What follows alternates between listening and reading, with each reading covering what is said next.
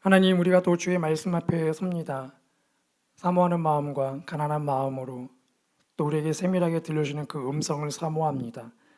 주의 말씀을 통해 우리 영혼이 흔들리게 하여 주시고 우리 영혼 가운데에 주의 생명이 채워지게 하여 주시고 메마른 우리 심령 가운데에 성령의 강물이 흘러 들어와 우리를 적시고 그 말씀의 은혜가 우리의 삶 바깥으로 흘러나갈 수 있도록 이 시간 말씀하여 주시고 다스려 주시옵소서. 예수님 이름으로 기도합니다. 아멘. 성경에는 4개의 복음서가 있습니다. 마태, 마가, 누가, 요한복음이 있죠. 그 중에서 역사적 상황을 가장 객관적으로 잘 보여주는 복음서는 누가복음입니다. 죄와 구원이라는 큰 그림에서 인간의 역사는 비슷하기 때문에 우리가 누가복음 읽다 보면 그 역사 가운데 일어난 사건들 하나하나가 오늘 이 시대를 살아가는 저희들에게도 많이 적용이 되어지고 또 도전이 되는 말씀들이 있습니다. 오늘 본문 말씀도 그런 맥락에서 우리의 오늘을 또 우리가 살아가는 여기의 삶을 되돌아보게 하는 하나님 말씀이죠. 오늘 말씀을 통해 하나님의 그 세밀한 음성을 저희가 들을 수 있기를 축복합니다. 이렇게 1절 말씀 같이 읽겠습니다. 시작. 디베르 황제가 통치한 지 15해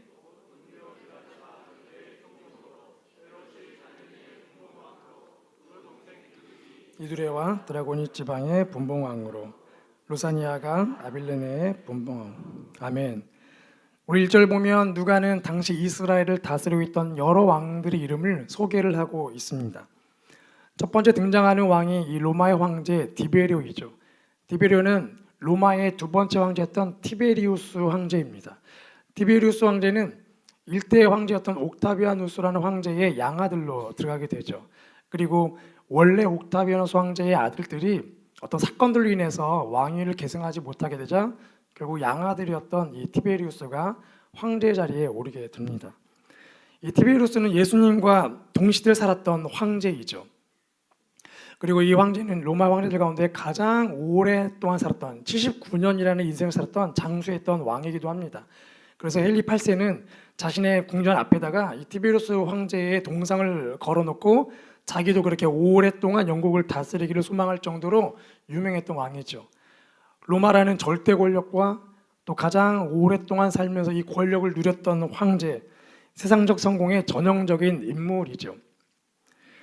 또 누가는 유대를 다스렸던 헤롯이라는 왕을 또 소개하고 있습니다. 오늘 본문에는 나오는 왕들은 헤롯의 아들들인데 그 헤롯 왕가의 첫 시작이었던 헤롯 대왕은 예수님이 어릴 때에 2살 아래에 난 모든 남자 아기를 죽이라고 명령했던 그 헤롯 대왕이죠. 이 헤롯은 아버지의 도움으로 말미암아 로마인은 아니었지만 로마의 정치계에 입문하게 됩니다. 그리고 황제에게 충성을 맹세하면서 유대 땅을 다스리는 왕으로 임명을 받죠. 이 헤롯 대왕은 많은 좋은 일도 했습니다. 유대의 도시들을 건설을 하고 또 농업을 장려해서 경제적인 성장들을 도왔죠. 그리고 또 유대인들의 마음을 사기 위해서 당시에 무너졌던 성전을, 예루살렘 성전을 더 크고 더 화려하게 성전을 지어주기도 했습니다. 하지만 이후의 모습과는 다르게 잔인한 왕이었죠. 자기의 왕위에 거슬리는 일이 생기면 자기의 가족들도 무참히 죽이게 하는, 자신의 왕위를 이어갈 첫 아들조차도 자기의 왕권에 위협이 되자 로마 황제에게 이야기해서 자기 아들도 제거할 정도로 잔인하고 무서운 왕이었습니다. 이 헤롯이 예수님이 어릴 때에 이제 죽게 되죠. 죽고 난 다음에 이 아들들이 유대 땅을 나누어서 다스리는 왕으로 세워집니다. 그 왕들이 오늘 본문 등장하는 왕들이죠. 분봉왕이라고 세워지는데 이 분봉이란 뜻은 4개의 지역을 나누어 다스린다는 뜻입니다. 그래서 헤롯 대왕이 다스렸던 지역을 4개로 쪼개어서 자기 아들들에게 물려주죠. 첫 번째는 아켈로라는 왕입니다. 마태복음 2장에 보면 예수님께서 어릴 때 요셉과 마리아가 아켈로가 왕이 됐다는 소식을 듣고 무서워서 이집트로 피신을 갑니다. 그 정도로 아켈로라는 왕은 잔인한 왕이었죠. 얼마나 잔인했으면 민심을 잃어버리자 로마 정부에서 아켈로라는 왕을 해제 직위에서 내리죠. 그리고 다시는 그 땅의 왕을 헤롯 왕가에게 주지 않습니다. 대신에 로마인들을 그 땅에 총독으로 세우죠. 그 총독들 가운데 한 명이 바로 본디오 빌라도라는 총독입니다. 그래서 로마인이 이 땅을 다스리면서 그 전에 왕이 이미 민심을 잃어서 제거되었기 때문에 거기 오는 총독들은 유대인들의 민심에 민감하게 반응할 수밖에 없죠.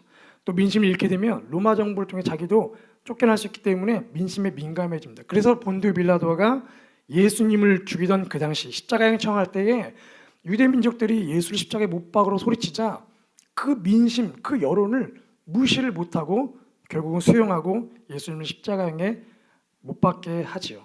그 정도로 이 유대의 왕, 이 자리, 총독의 자리는 사람들의 목소리에 민감할 수밖에 없는, 또 자신의 목숨을 유지하기 위해서 민감하게 반응할 수 없던 자리였습니다. 그리고 또 오늘 본문을 보면 그 동생 빌립이 다스렸다고 나와 있는데, 이 동생 빌립, 헤롯의 또 두 번째 아들이죠. 이 빌립은 제가 잘 알고 있는 세례 요한과 관련된 왕입니다. 자기의 동생의 아내를 자기의 아내로 삼죠. 그리고 그 사건 때문에 세례 요한이 비방을 하자 결국 세례 요한은 감옥에 가두고 나중에는 죽이게 됩니다. 이렇게 헤롯 왕과, 성경에 등장하는 많은 헤롯 왕들이 있는데 이 헤롯 왕과 헤롯 대왕부터 그 아들들이 이르기까지 이 왕들은 자신의 그 자리를 지키기 위해, 또 로마로부터 환심을 사기 위해 수단과 방법을 가리지 않았던, 이 성공을 놓지 않기 위해 그 자리에 목숨을 걸고 살았던 전형적인 인물들입니다. 로마의 식민자였던 유대 백성들 얼마나 고통 가운데 있었겠습니까? 더군다나 자기의 땅을 다스리는 분봉왕들조차도 자신들을 돌아보는 왕이 아니라 자기의 욕심을 채우기 위해 살아가는 왕들이기 때문에 그 백성들은 고스란히 피해를 받고 고통 가운데 있을 수밖에 없지요. 그런데 유대의 백성들의 고통은 여기서 끝나지가 않습니다. 더 안타까운 상황은 바로 2절에 등장하고 있는, 2절에 소개하고 있는 영적 리더들이죠. 우리 2절 말씀 같이 읽겠습니다. 시작.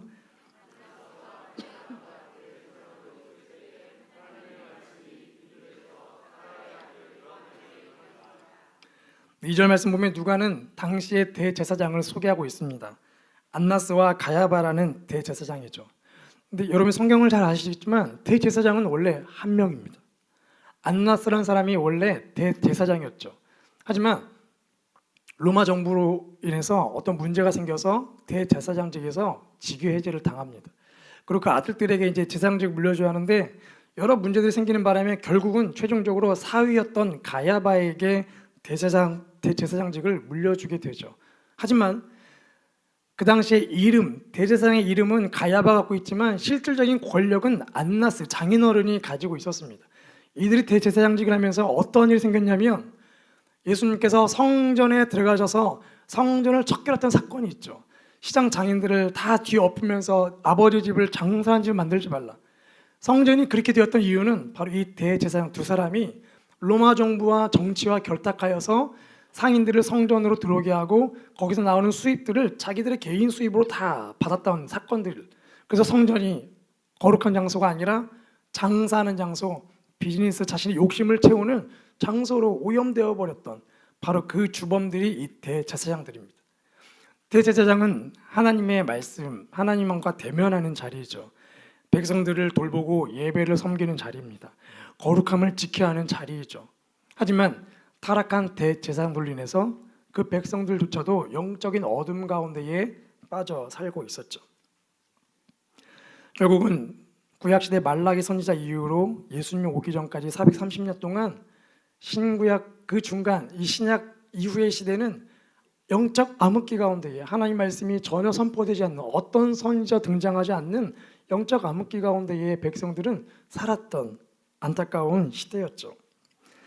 누가가 소개하고 있는 이 1절과 2절을 통해 소개하고 있는 이 지도자들, 리더들은 공통적으로 하나님의 마음이 없는 지극히 세상적인 성공을 추구하는 왕들, 리더들이었습니다. 근데 이 리더들의 모습을 보면서 저희의 삶을 또 발견하게 되지요. 저희들도 이 왕들처럼 정말 열심히 살아갑니다. 우리에게 주신 삶의 터전에서 열심히 살아가죠.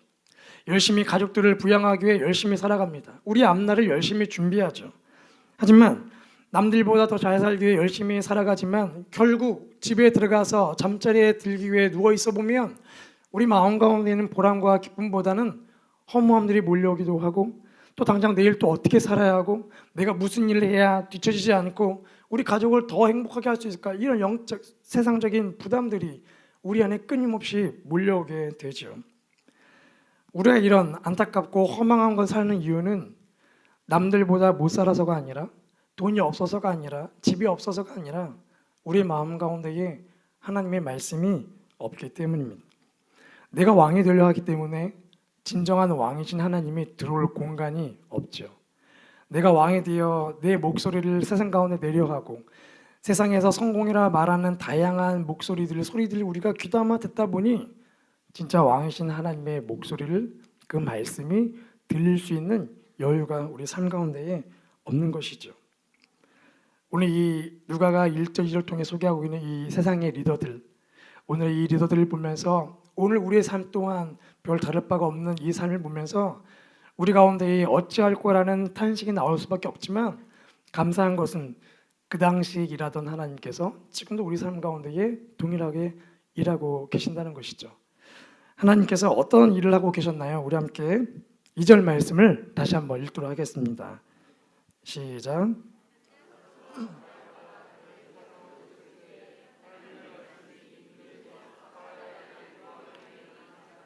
아멘. 영적 암흑기였던 그때에 하나님의 빛이 비추어지기 시작했습니다. 하나님의 말씀이 임했죠. 그런데 그 장소는 다른 곳이 아니라 바로 이 빈들이라는 장소, 광야라는 곳입니다. 이스라엘 성지순례를 가보면 꼭 광야를 한 번씩 들러보게 되죠. 버스에서 내리고 그 허무함만 가득한 그 광야, 모래만 불고 바람만 부는 가끔 거칠게 자라는 풀들을 만날 수 있는 광야를 꼭 밟아보게 됩니다. 그곳 잠시 이렇게 있어 보면 사람들이 처음엔 사진을 찍고 그러지만 볼 게 아무것도 없기 때문에 금방 다 버스에 탑니다. 그리고 빨리 가자고 하죠. 빨리 다음 장소 가서 시간을 아껴서 빨리 봐야 한다고 합니다. 그만큼 이 빈들이라는 곳은 화려하지 않은 곳이죠. 화려한 궁전도 없습니다. 화려한 뷔페집도 없습니다. 찬란한 네온 사인 밤문화도 없죠. 또 그곳에는 도시 문화도 없고 우리를 치료해줄 수 있는 병원이나 의사도 없는 허무한 곳입니다. 또한 빈들이라는 곳은 사람들이 가지 않는 곳이죠. 재미가 없습니다. 볼 것도 없습니다. 사람들이 가지 않죠. 정확하게 표현하면 사람들에게 버림받은 공간이 바로 빈들이라는 광야라는 곳입니다. 그런데 이런 빈들에게도 역설적인 것이 하나가 있죠. 그것은 바로 비어져 있기 때문에 채워줄 수 있는 은혜가 있다는 것입니다. 빈들은 비어있죠. 아무것도 없는 곳입니다. 하지만 예수님께서 산상수훈을 통해서 우리에게 말씀하신 그 말씀, 심령이 가난한 자는 복이 있나니 천국이 저희의 것이미로다. 빈들에 가보면 그 허무함과 가난함을 몸소 우리가 경험하게 되죠. 하지만 비어있기 때문에 그곳에는 뭔가 채워줄 수 있는 소망이 생기게 됩니다. 비어있기 때문에 뭔가 그곳에 세울 수 있는 소망이 생기게 되죠. 또 더군다나 빈들에 가면 사모하게 됩니다. 뜨거운 태양이 있기 때문에 조금이라도 피할 수 있는 그늘을 찾게 되죠. 그래서 버스에서 내리면 처음에는 광야 갔다가 곧바로 사람들이 어디로 오냐면 버스 옆에 있는 그늘을 다 붙습니다. 그리고 거기서 잠시 그늘을 느껴보는 거죠. 또 조금만 걸으면 바로 목마르기 때문에 바로 물을 찾습니다. 그만큼 빈들이 있게 되면 그 비어있는 공간 가운데에 사모함이 더욱더 커지게 되죠. 우리의 심령 가운데도 혹시 이런 빈들이 있습니까? 세상적인 걸로 우리를 채우려고 하고 명예와 돈과 좋은 것들을 채우려고 하고 또 보기에 좋은 것과 먹기에 좋은 것들을 우리가 부단히 채워가려고 하지만, 그러나 그 자체가 나쁜 것은 아니지만 우리가 그 안에만, 또 거기에서만 우리가 멈춰 있지는 않습니까? 그리고 그 뒤에 몰려오는 허무함과 그 뒤에 몰려오는 공허함들을 혹시 느끼지는 않으십니까? 바로 그 자리가 빈들이죠. 우리 모두는 누구나 그 빈들을 경험하고 있습니다. 근데 그 빈들을 우리가 인식하고 내가 빈들 가운데 있다는 것을 깨닫는 그 순간 하나님의 일하심이 보이기 시작하게 되는 것이죠. 오늘 우리의 심령 가운데 우리의 빈들을 우리가 느끼고, 하나님, 이 빈들 가운데 내가 이 고통스러운 힘든 상황을 이겨내기 열심히 노력했지만 결국은 이 모든 것들이 해결되지 않는 그 공허함 속에 있을 때에 하나님, 내 힘으로 아무것도 할 수 없는 이 상황, 하나님의 평화를 구합니다. 또 내가 이 힘든 생활을 헤쳐나가기 위해 많은 노력을 했지만 결국은 되돌아보면 해결되지 않은 많은 문제들을 볼 때에 하나님, 이 내 마음의 허무한 가운데에 하나님의 능력을 사모합니다. 사람들을 많이 사랑하고 가족들을 사랑하려고 그렇게 노력하지만 결국은 사랑하려고 했으나 뒤에 몰려오는 건 분노와 아픔과 이기적인 마음들이 몰려올 때에 하나님, 정말 내 마음에는 사람을 사랑할 수 있는 마음이 없습니다. 그래서 그때 우리가 하나님의 사랑을 사모하게 되죠. 바로 이것이 빈들이 가지고 있는 역설이고 진리입니다. 그렇게 하나님 말씀이 빈들에 임하기 시작했죠. 그리고 빈들에 임한 하나님 말씀이 빈들 가운데 있는 사람 가운데에 한 명에게 또 임하기 시작합니다. 우리 2절과 3절 말씀을 같이 읽겠습니다. 시작.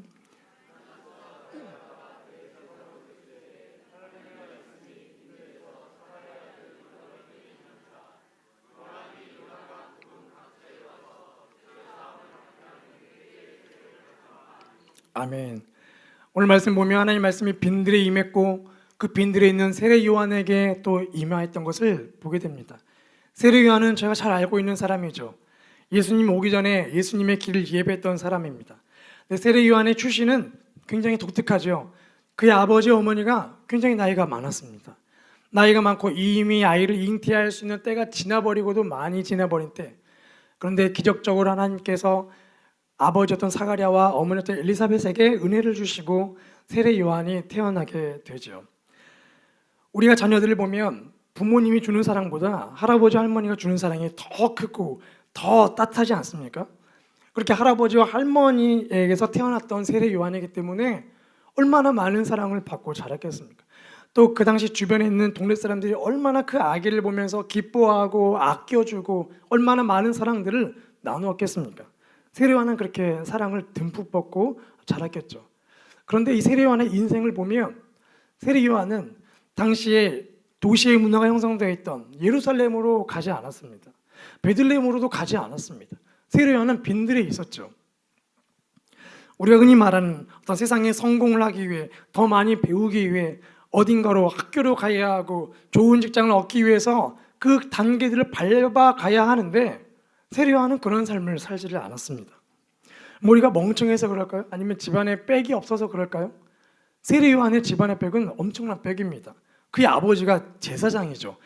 유대인들에게 있어 제사장은 엄청난 가문입니다. 그러면 세례 요한은 아버지의 뒤를 이어서 제사장의 훈련을 받고 제사장이 되면 되는데 세례 요한은 그 길을 가지 않죠. 왜 세례 요한은 그 길을 가지 않고 빈들에서 머물게 되었을까요? 요한복음 1장 16절 17절을 보면 하나님께서 사가랴에게 아들을 주겠다고 말씀하시면서 그 아들이 앞으로 어떤 일을 할 것인지를 예언해 주시는 구절들이 나옵니다. 함께 요한복음 1장 16절 17절 같이 한번 읽겠습니다. 시작. 이스라엘 자손을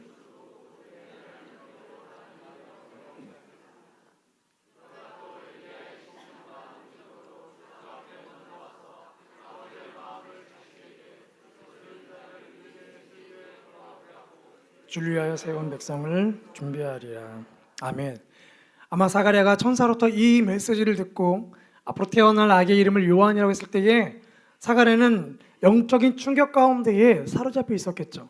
그리고 이것을 이제 말을 할 수 없는 상황이었지만 엘리사벳에게 나눴을 것입니다. 우리 아들, 늦둥이로 태어난 이 아들은 하나님께서 평범하게 키우지 않을 것이다. 왜냐하면 천사를 통해 이런 말씀하셨다. 이 이야기를 엘리사벳과 나눴겠죠.